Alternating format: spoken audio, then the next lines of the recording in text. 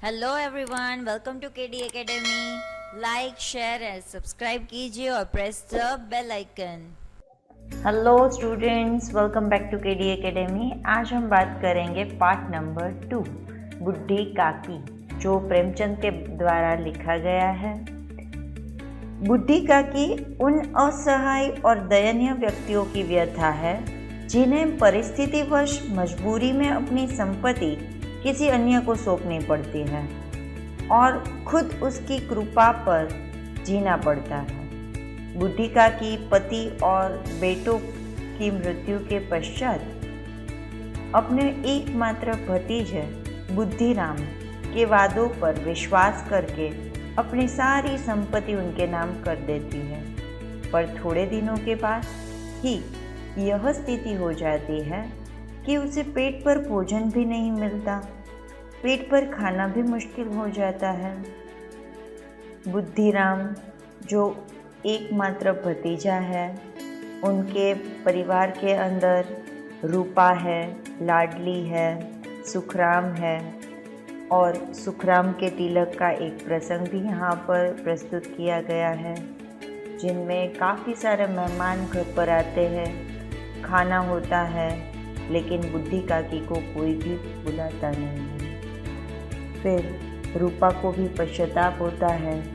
वो भी भगवान को प्रार्थना करती है कि हे प्रभु, मुझे क्षमा करें, मेरे बच्चों पर आप बिल्कुल से यह कष्ट ना डालें, मेरे बच्चों का भला करें। मैंने जो भूल की है बुढ़ी काकी के साथ, वो आप उनको क्षमा कर दीजिए, मेरा अपराध माफ़ कर दीजिए। और फिर इसी तरीके से यह जो चैप्टर है वह अंत होता है। बुढ़ी काकी भोले बच्चों की तरह सारा तिरस्कार भूलकर भोजन करने लगती है। उसके रोए रोए से रूपा के लिए सच्ची सच्चिदाई निकल रही है। अब हम टेक्सचुअल एक्सरसाइज की ओर बढ़ते हैं। सबसे पहले क्वेश्चन है, निम्नलिखित प्रश्नों के नीचे दिए गए विकल्पों में से सही विकल्प चुनकर उत्तर लिखिए।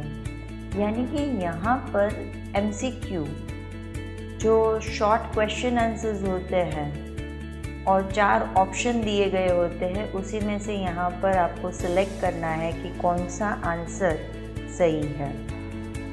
सबसे पहला क्वेश्चन है, बुढ़ी काकी के भतीजे का नाम क्या था?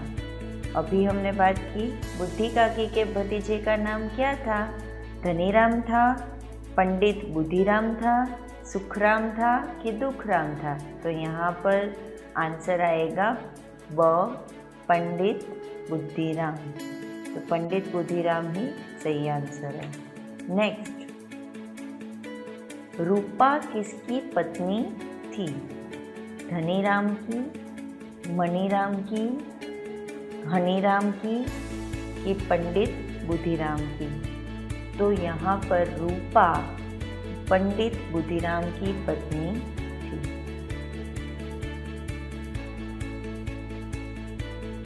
किसने अपने हिस्से की पुड़िया काकी के लिए बचाकर रखी थी? रूपा, ये बुद्धिराम की पत्नी है, बुद्धिराम, लाडली की श्यामा। तो यहाँ पर आंसर आएगा लाडली, जो बुद्धिराम की लड़की थी ना, उसने सारी की सारी पूड़ियाँ अपने हिस्से की थी, वो काकी के लिए बचा कर रखी थी। बुढ़ी काकी को पतलों पर से झूठी पूड़ी के टुकड़े खाता देखकर कौन सन रह जाता है? रूपा, बुद्धिराम, लाडली और श्यामा। तो जो झूठी पतीले पड़े थे वहाँ पर जो झूठी पूड़ियाँ पड़ी थी, उनको उठा कर रूपा देख रही थी कि बुढ़ी काकी कैसे ये खा रही थी। खुद के हिस्से का भोजन उन्हें नहीं मिला था, इसलिए। इसके बाद प्रश्न है, निम्नलिखित प्रश्नों के एक एक वाक्यों में उत्तर लिखिए। बुड्ढी काकी कैसे रोती थी? तो बुड्ढी काकी का रोना बिल्कुल आम रोना नहीं था। वह गला फाड़ फाड़ कर रोती थी, क्योंकि लोग उसे परेशान करते थे, कोई उसे खाना भी नहीं देते थे, इसीलिए वह गला फाड़ फाड़ कर रोती थी। दूसरा प्रश्न, बुद्धिराम के घर किस उत्सव में पूड़ियाँ बन रही थी? बुद्धिराम के घर पर इसीलिए पूड़ियाँ बनी थी क्योंकि बुद्धिराम के बेटे जो सुखराम थे उनका तिलक था, इसीलिए यह प्रसंग था कि यहाँ पर पूड़ियाँ, कचौड़ियाँ और मसालेदार सब्जियाँ बन रही थी। तीसरा प्रश्न, बुड्ढी काकी को कहाँ पर बैठा देखकर रूपा क्रोधित हो गई? तो बुड्ढी काकी तपेली के पास आकर बैठ गई थी। अभी तक मेहमानों ने भी खाना नहीं खाया था, लेकिन पता चला कि बुड्ढी काकी वहाँ पर मेहमानों से भी पहले खाना खाने के लिए आ गई है। इसीलिए रूपा को देखकर काफ़ी रूपा को क्रोध आया कि यहाँ पर बुड्ढी काकी क्यों बैठी है। चौथा प्रश्न, किस खुशी में लाडली को नींद आ रही थी? लाडली को इसलिए खुशी हो रही थी क्योंकि यहाँ पर अब बुड्ढी काकी के लिए जो भी कुछ खाना रखा गया था वह सब कुछ वो देकर आई थी। उसे अब मन से काफ़ी शांति हो रही थी कि अब बुड्ढी काकी को सारा का सारा खाना मिल रहा है। उत्सव के दिन बुड्ढी काकी किसके डर से नहीं रो रही थी? उत्सव के दिन बुड्ढी काकी न रो रही थी क्योंकि बुद्धिराम के बड़े बेटे सुखाराम का तिलक था। जब घर में कोई उत्सव होता है, शुभ अवसर होता है, तब रोना बुरी बात होती है। तो यहाँ पर शुभ अवसर होने की वजह से वह रो नहीं पा रही थी। छठा प्रश्न, बुढ़ापे में बुड्ढी काकी की समस्त इच्छाओं का केंद्र कौन सी इंद्रिय थी? बुढ़ापे में बुड्ढी काकी की समस्त इच्छाओं का केंद्र सिर्फ एक ही इंद्रिय थी, वो थी स्वादेंद्रिय। स्वादेंद्रिय की वजह से यानी कि टंग के अंदर ऐसी टेस्ट वाली चीज़ें खाने का उनको बहुत ही मन होता था। उसी की वजह से वह खुद को रोक न पा रही थी। तो स्वादेंद्रिय यहाँ पर आंसर आएगा। बुड्ढी काकी कब रोती थी? बुड्ढी काकी में जीभ के स्वाद के सिवा कोई चेष्टा शेष नहीं थी, यानी कि फर्स्ट पॉइंट होगा जीभ। उनके स्वाद के बिना कोई चेष्टा नहीं थी।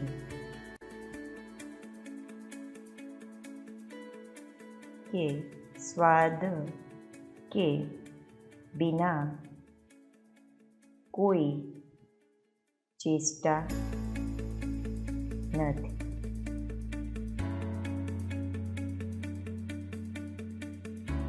जब घर वाले इनकी इच्छा के विपरीत कोई काम करते, उनके भोजन का समय टल जाता या भोजन की मात्रा कम होती, अथवा तो बाजार से कोई चीज़ आती और उन्हें न मिलती तो वो रोने लगती। यानी कि उनकी जो इच्छाएं होती हैं, उनकी इच्छा के विपरीत जो काम होता था, तब वह रोती थी। नेक्स्ट, लड़के बुड्ढी काकी को कैसे सताते थे? लड़के जब तब बुड्ढी काकी को सताया करते थे। लड़कों में से कोई उन्हें चुटकी काटकर भागता था? यानी कि पहला पॉइंट होगा कि चुटकी काटकर भागना।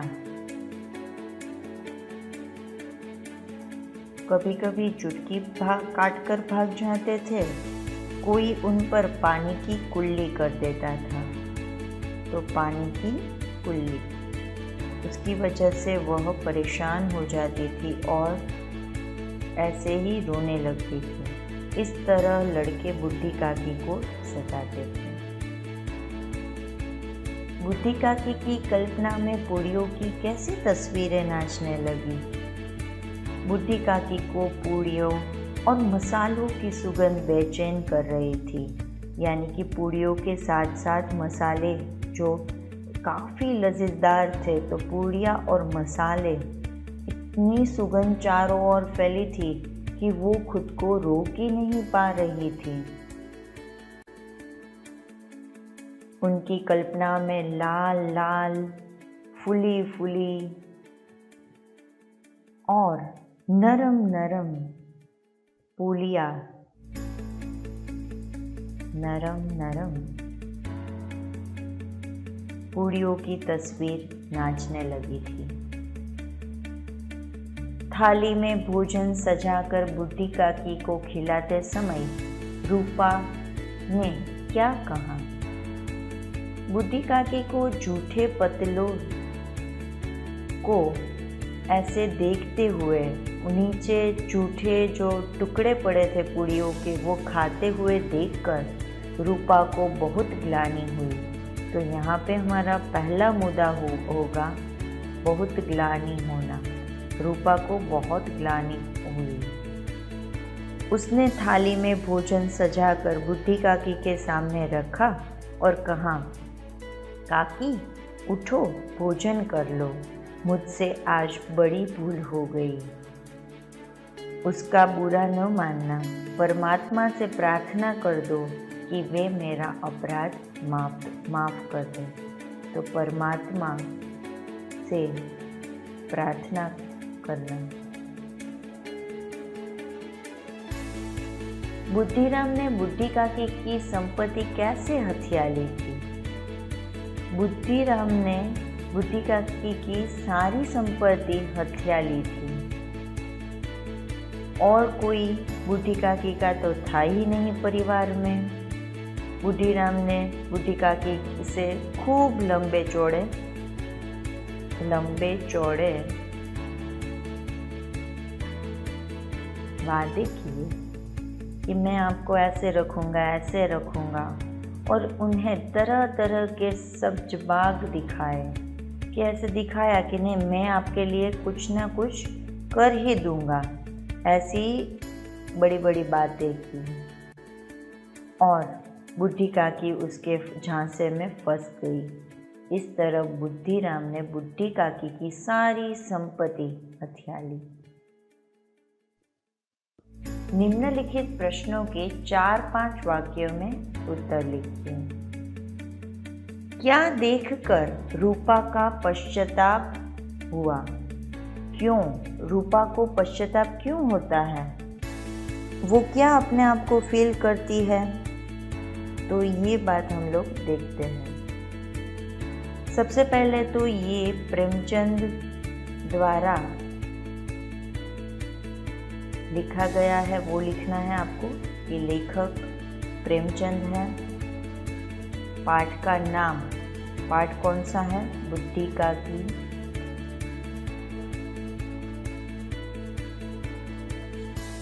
यहाँ पर बुढ़ापा, बहुधा, बचपन का पुनरागमन है, यह करके इंट्रोडक्शन लिखना है। फिर आंसर शुरू करना है। रूपा के बड़े लड़के के तिलक में मेहमानों तथा अन्य लोगों को पूड़ियाँ, कचौड़ियाँ तथा मसालेदार सब्जियाँ परोसी गई थी। सब खा पीकर सो गए, पर बुड्ढी काकी को खाने के लिए किसी ने न पूछा। रात को रूपा की नींद खुली तो उसने जो दृश्य देखा उससे उसका हृदय सन्न हो गया। भूख से व्याकुल बुड्ढी काकी जूठे पतलों से चुन चुन कर पूड़ियों के टुकड़े खा रही थी। यह देखकर उसे अपनी भूल पर बहुत पश्चाताप हुआ। उसने सोचा कि जिसकी संपत्ति से उसे 200 रुपये वार्षिक कमाई होती है, उसके साथ उसने यह कैसा बर्ताव किया। दूसरा प्रश्न, रूपा और बुद्धिराम ने बुद्धि काकी के प्रति कब अमानुषक व्यवहार किया और क्यों। फिर से यहाँ पे ये 3 मार्कर क्वेश्चन है, इसीलिए यहाँ पर हमें काफ़ी डिटेल में लिखना है। पहले आप लेखक के बारे में लिख लो, फिर पाठ का नाम लिखना है। अगर साहित्य प्रकार आपको आता है तो वो भी आप लिख सकते हो यहाँ पर। फिर हमें आंसर शुरू करना है। रूपा और बुद्धिराम के बड़े बेटे के तिलक में पूड़ियाँ कचौड़ियाँ निकाली जा रही थी और मसालेदार सब्जी बन रही थी। घी और मसालों की सुगंध चारों ओर फैल रही थी। बुद्धि काकी को यह सुगंध बेचैन कर रही थी। वे रेंगते रेंगते कड़ाह के पास पहुंच गई। इस पर रूपा आग बबूला कर रही थी और उसने काकी को दोनों हाथों से झटक कर उनको बहुत जलील किया था। इसके बाद एक बार फिर बुद्धि काकी भोजन की आशा में सरकती हुई आई। आंगन तक पहुंच गई, पर मेहमान तब तक भोजन कर ही रहे थे। इस पर बुद्धिराम क्रोध से तिल मिला गया था। वह काकी के दोनों हाथ पकड़कर घसीटते हुए उन्हें उनकी कोठरी में पटक आया था। इस प्रकार रूपा और बुद्धिराम ने बुद्धि काकी के प्रति इन 2 अवसरों पर अमानुषी व्यवहार किया। तीसरा प्रश्न, खाने के बारे में बुद्धि काकी के मन में कैसे कैसे मसूबे बंधे। बुद्धि काकी की कल्पना में पूड़ियों की तस्वीर नाच रही थी। पूड़ियाँ लाल लाल फुली फुली नरम नरम होगी। कचौड़िए में तो अजवाइन और इलायची की महक आ रही थी। वे कहती थी कि पहले मैं सब्जी से पूड़ियाँ खाऊंगी, फिर दही और शक्कर से। कचौड़ियाँ रायते के साथ कितनी मसालेदार मज़ेदार लगती है। वे कहती थी कि चाहे कोई बुरा माने या तो भला, मैं तो मांग मांग कर खाऊंगी। लोग यही कहेंगे ना कि इन्हें विचार नहीं है। कहाँ करे लोग, हमें क्या है। इतने दिन के बाद पूड़ियाँ मिल रही है तो मुंह जूठा करके थोड़ी ना उठूंगी। इस प्रकार बुद्धि काकी के मन में खाने के बारे में काफ़ी मसूबे बंधे थे। चौथा प्रश्न, बुढ़ापा तृष्णा रोग का अंतिम समय है। ये प्रश्न आपको एज ए से भी आ सकता है। निबंध के लिए भी ये प्रश्न इम्पोर्टेंट है। अपने जीवन में मनुष्य की तरह तरह की कामनाएं होती हैं कि अलग अलग कामनाएं के प्रति हम मोह जाते हैं कि हमें कुछ ना कुछ चाहिए होता है। बचपन, किशोरावस्था, युवावस्था तथा प्रौढ़ावस्था तक मनुष्य को जल्द से जल्द कामनाओं की पूर्ति की उतनी चिंता नहीं होती जितनी वृद्धावस्था में, क्योंकि वृद्धावस्था में मनुष्य के जीवन में गिने चुने वर्ष ही बचे रहते हैं। वह जीवन के बचे कुचे वर्षों में अपनी कामनाओं को पूरा करने की हर हालत में कोशिश करता है। इसके लिए उसे बुरे भले मान अपमान किसी की भी परवाह नहीं रहती।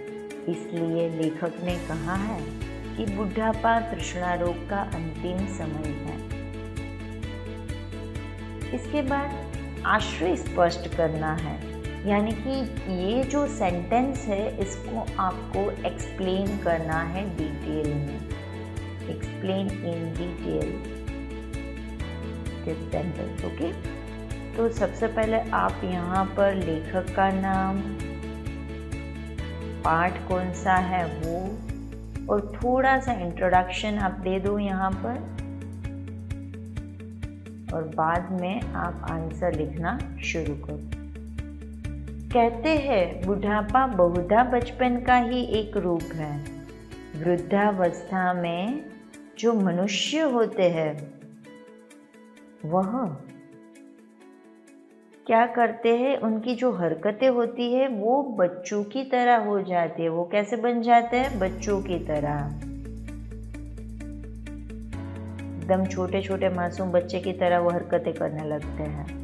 वृद्धावस्था में मनुष्य के अंग प्रत्यंग कमजोर हो जाते हैं, यानी कि जो अंग होते हैं वो भी कैसे हो गए? कमजोर हो गए हैं, और उन्हें बच्चों की तरह दूसरों का सहारा लेना पड़ता है। दिमाग कमजोर हो जाता है और याददाश्त बच्चों की तरह हो जाती है। दांत गिर जाते हैं और मनुष्य का मुंह बच्चों की तरह पोपला हो जाता है। मुंह होता है वो कैसा हो जाता है? पोपला, क्योंकि दांत तो होते नहीं हैं। बच्चों की तरह वृद्धों को मान अपमान की परवाह ही नहीं होती कि ये मुझे रिस्पेक्ट दे रहे हैं कि नहीं दे रहे, कोई भी फर्क नहीं पड़ता जब बड़ी एज में होते हैं। तो जैसे बच्चों की बातों पर ध्यान नहीं दिया जाता, उसी प्रकार वृद्धों की बातों पर भी ध्यान नहीं दिया जाता, यानी कि उनको इम्पोर्टेंस नहीं दिया जाता। उनकी इच्छा अनिच्छाएं का भी कोई महत्व नहीं होता।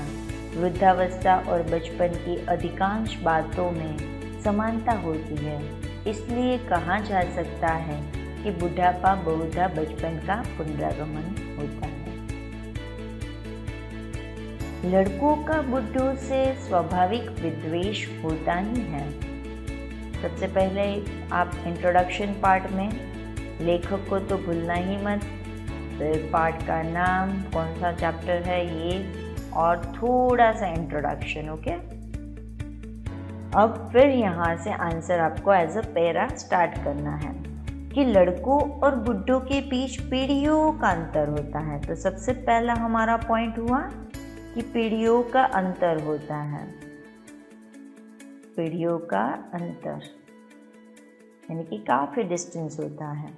हर बात के संबंध में दोनों की सोच में अंतर होना स्वाभाविक है। अधिकांश बुढ़े किसी बात को अपने ढंग से सोचते हैं और उसके बारे में उनकी अपनी धारणा बन जाती है। तो खुद की धारणा अलग होती है और जो यंग जनरेशन है उनकी धारणा अलग होती है। हर बात को अपने इसी पैमाने पर कसने का प्रयास करते हैं, जबकि नई पीढ़ी के लड़कों की सोच नए ढंग से होती है, इसलिए दोनों के विचारों में टकराव होना स्वाभाविक है। इस अर्थ में लड़कों और बुड्ढों में स्वाभाविक विद्वेष होता है। सूचना अनुसार उत्तर लिखना है कि यहाँ पर समानार्थी शब्द दिए हैं, यानी कि सिनोनिम्स है। जैसे कि पहला सिनोनिम है दीनता और दूसरा है वाटिका। तो इनका आंसर हमें लिखना है। सबसे पहले दीनता यानी कि क्या होगा यहाँ पर?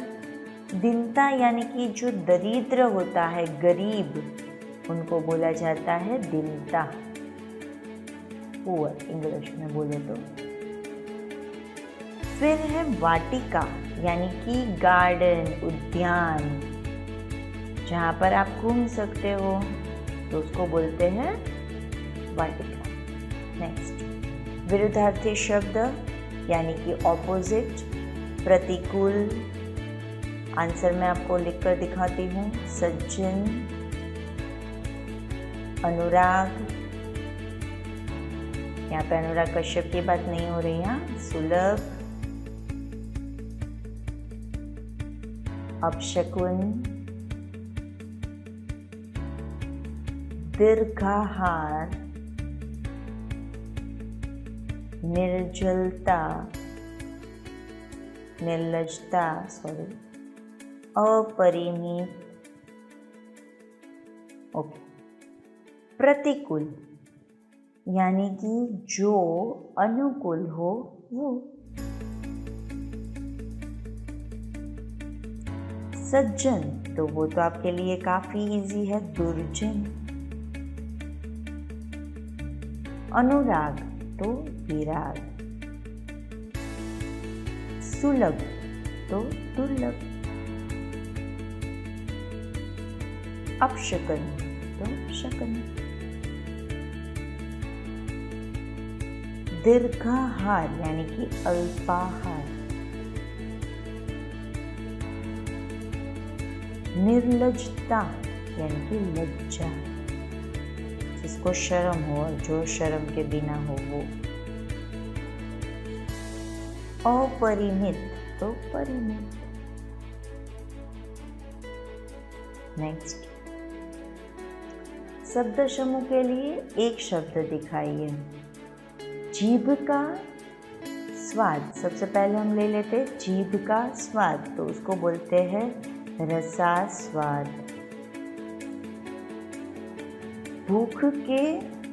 भूख से आतुर यानी कि श्रुधातुर।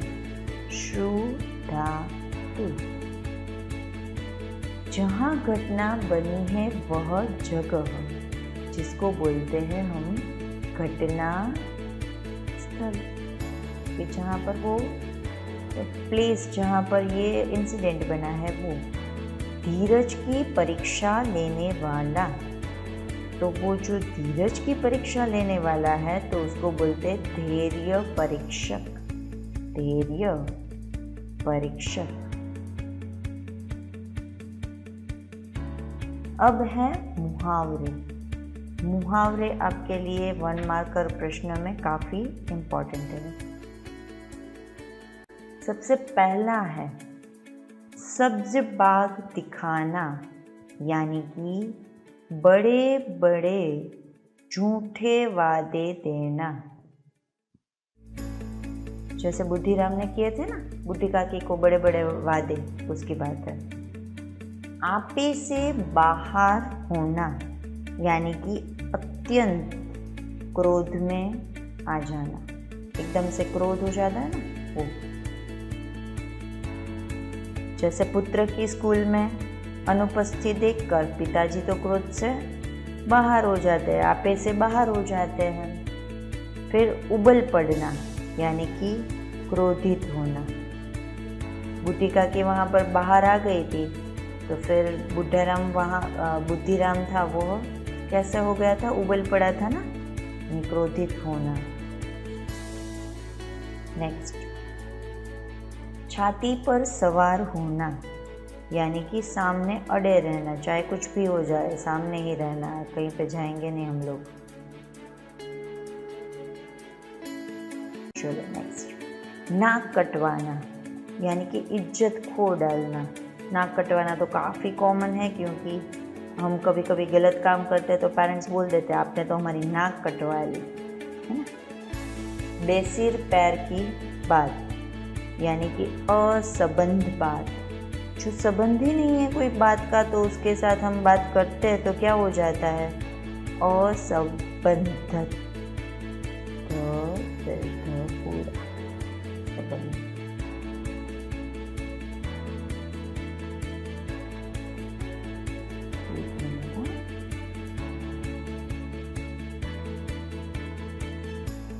यहाँ पर इरेजर,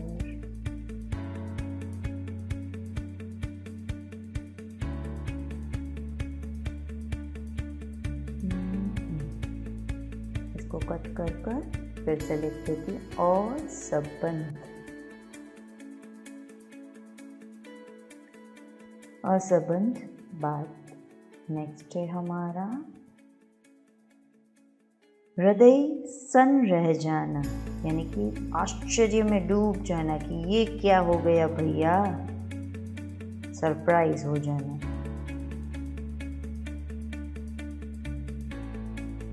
फिर है हमारा मुंह बाए फिरना, यानी कि बेकार की हालत में घूमना। बेकार की हालत में घूमना। फिर है हमारा बेकार की हालत में घूमना, यानी कि स्नातक हो गए, आप बैचलर कंप्लीट कर लिया, कुछ भी काम धंधा नहीं है, तो मुँहे बाएं फिरता है, ऐसा बोला जाता है। कलेजे में हुक्सी उठना, यानी कि मन में दुख होना काफ़ी, ये क्या हो गया।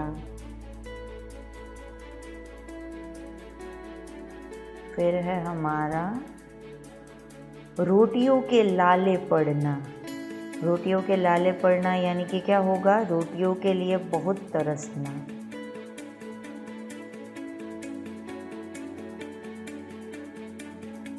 फिर है जवाब दे चुकना। जवाब दे चुकना यानी कि छोड़ देना, चलो इसको छोड़ दो, अभी कुछ काम नहीं है हमें।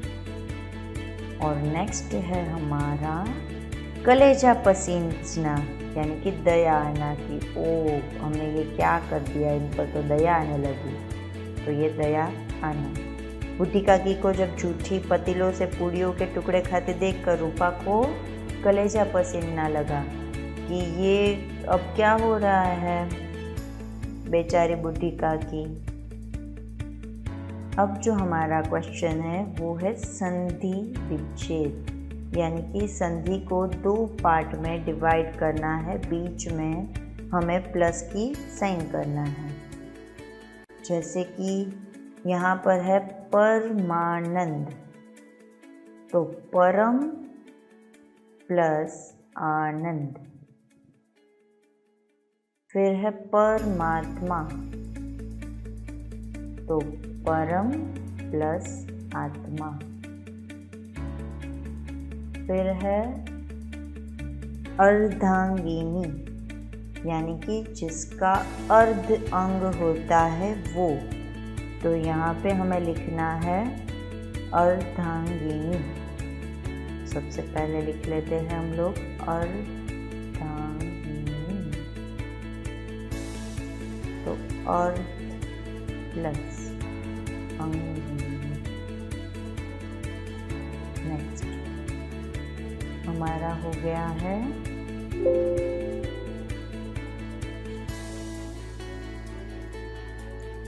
स्वार्थानुकूलता। स्वार्थानुकूलता यानी कि स्वार्थ प्लस अनुकूलता। सहानुभूति, सहानुभूति यानी कि सहा प्लस अनुभूति। नेक्स्ट है हमारा रसा स्वादन,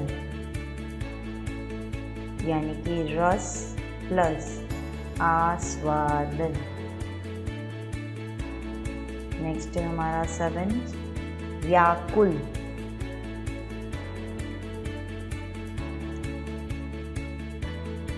व्य प्लस आकुल।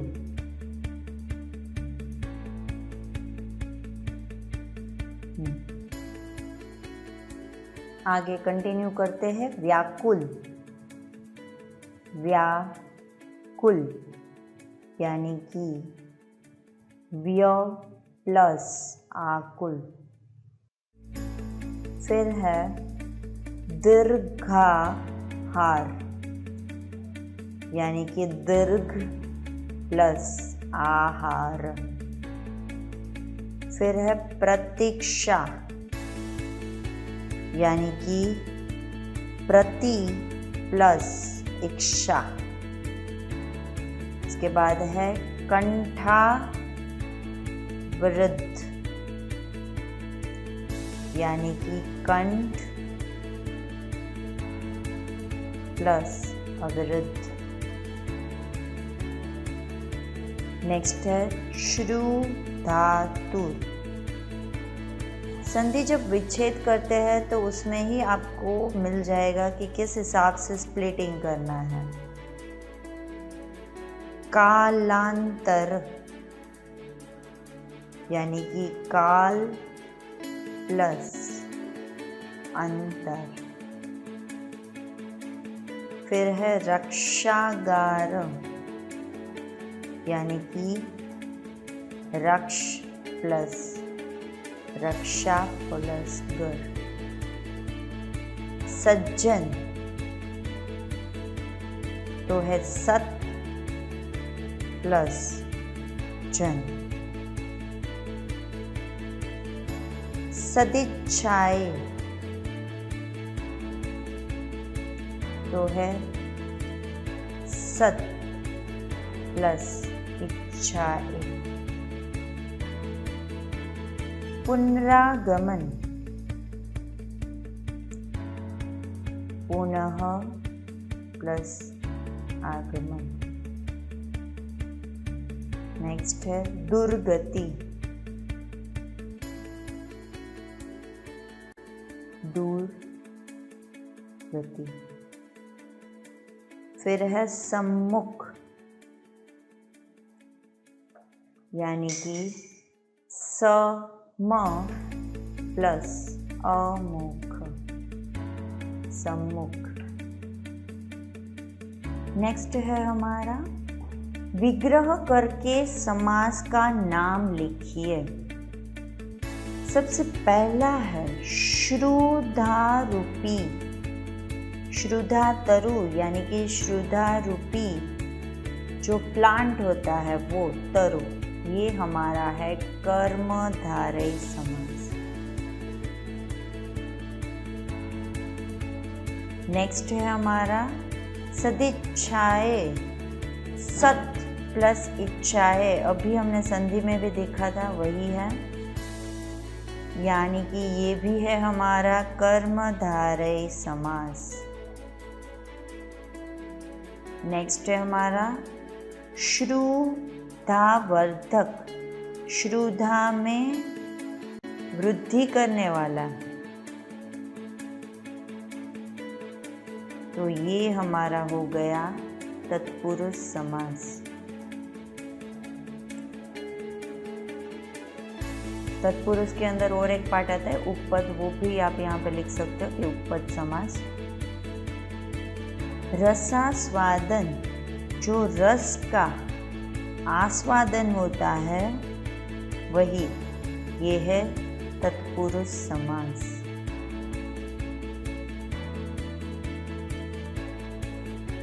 कमेंट सेक्शन में जरूर से बताइए आपको ये वीडियो कैसा लगा। शेयर कीजिए, सब्सक्राइब कीजिए और लाइक कीजिए। बाय।